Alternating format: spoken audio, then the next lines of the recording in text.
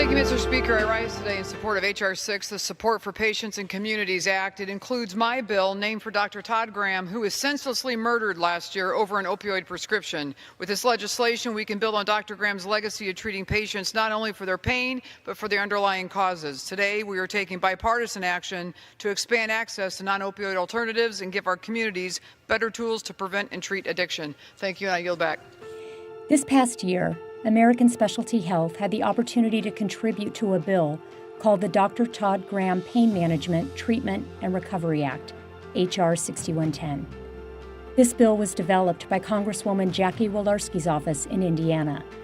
The provisions, named in honor of Dr. Graham, aimed to expand access to non-opioid alternative pain treatments and technologies. The bill passed the House unanimously in June and became part of a major bipartisan package of legislation that was approved and scheduled to be signed by President Trump in October. On October 25th, we had the honor of welcoming Congresswoman Walorski to our offices in Carmel, Indiana, to meet our people, share her story, and thank us for our contributions in support of this important legislation. I am very grateful that you're here in Indiana and just fellow Hoosiers doing the right thing for the sake of right. So thank you for that.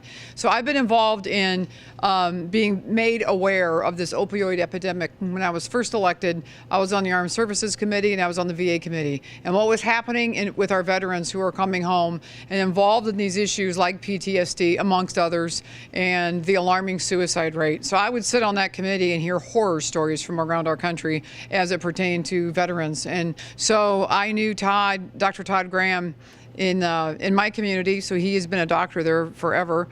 And we had many conversations over the past 3 or 4 years about where this issue of addiction was coming from and how just pervasive it had become around the country. And, you know, I knew about some of the research and some of the organizations at the national level that he was connected with, always looking, always pursuing. He treated, his concept was, you know, treating patients, not just pain. And so he was always on the cutting edge of being the guy to go to when nothing else is working and being open to looking at alternatives and those kinds of things. He was one of the first doctors that literally was murdered in this country over an opioid prescription. But here's what's significant about that story and about how Todd's legacy will live on forever. That story made national news. And when that national news happened, as a physician gunned down in cold blood, our country stopped and paused for a second. And all of a sudden, the ripple effect that sent around our country, what bad, terrible, horrific news that was, changed the mind of our country. And I'm telling you, I've never seen in my time in Congress, I've never seen an issue that has united our country at the federal, state, and local levels. And I've never seen members, House and Senate, move as quickly as we have moved to actually start sending money down to the front line. The one thing that makes our country unique is that one person can make a difference.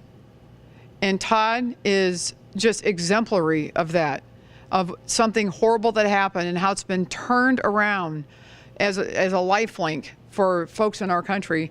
I had a chance to work with Congresswoman Walorski's legislative aide, Martin Schultz, as he was writing up that bill and some of the study components of it. And the bill actually is 660 pages long. I won't ask you to read it. And I won't recite it. In 2 sections. Section I, Section H are specifically titled for Dr. Graham and acknowledging his legacy and this important message that we just heard. And certainly ASH is leading that charge in our work.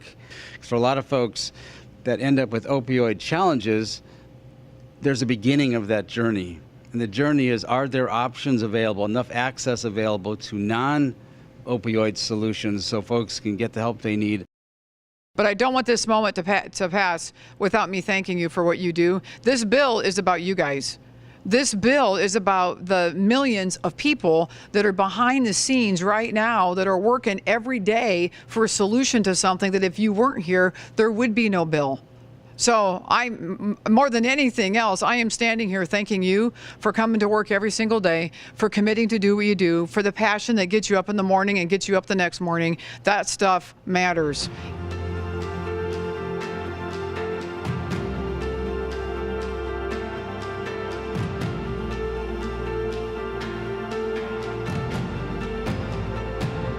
We're really excited about today, that you're with us today here at American Specialty Health on a very special day. We've learned this morning that President Trump is going to sign we call the H.R. 6 bill, and we're very excited about that. And how do you, Congresswoman Walorski, how can we as a company take very practical steps forward in helping to support what's in this bill? 660 pages of very important information and requirements for the government to step forward.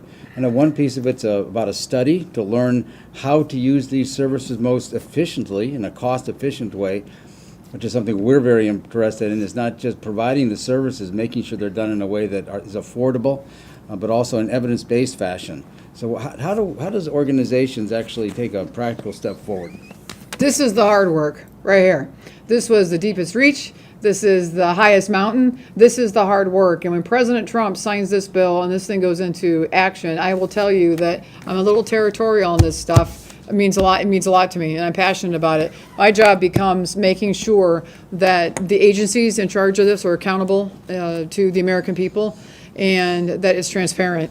One of the things that's so important about this, and one of the reasons why this is such a big win, is to take every town and city in our country and basically say, this is the new standard. This is where we're going, and this is where we're going together. We're going together as doctors and law enforcement. We're going together as VA professionals. We're going together with all the utility kind of technical advice and those kinds of things, and then technical mandates and those kinds of things.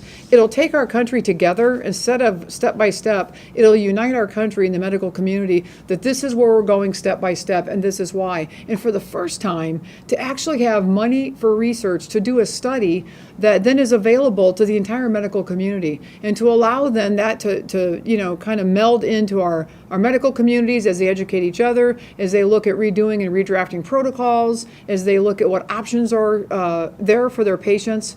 And I believe, and I'm so excited when the president signs this, you'll see me doing a high five. But I think making sure that we have a uniform amount of information coming out to the entire country. They can adapt it, they can be flexible with it, but more than anything else, it gives doctors tools to say, not everybody's going to be in this cookie cutter anymore. It's not just going to be about highly addictive drugs anymore, that we're taking a step forward and we're doing it together.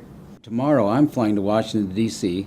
to have a meeting with AHIP, American Health Insurance Plans, American Medical Association, American College of Physicians, American College of Family Practice, and a couple other medical organizations to begin to address that exact question using low back pain as the beginning, the proxy topic.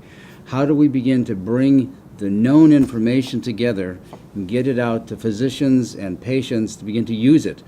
I'd like to know, what could I, who've helped with some of this, a little bit of this, do tomorrow or the next day to help him and help you as you are thinking about influencing HHS, et cetera? We can make sure we can set up appointments. We can set up, very regularly scheduled times to be able to meet with CMS and HHS and have conversations with real people who are in charge of rolling this out. From the airplane perspective, looking down, what you can all do is keep doing what you're doing. Keep pressing in on that edge and keep thinking outside of the box, because this bill is so much about all of you that work behind the scenes that make this happen. I'm not the one doing the research. I'm not the one doing any kind of development.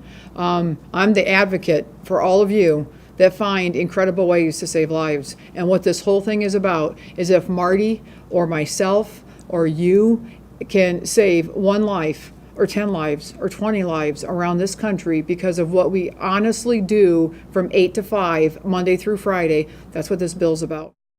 Our work on the House floor today is the culmination of more than a year's effort to craft legislation in the Energy and Commerce Committee that will save lives and help stem the tide of the opioid crisis that has struck at the health of our people wherever they live in America.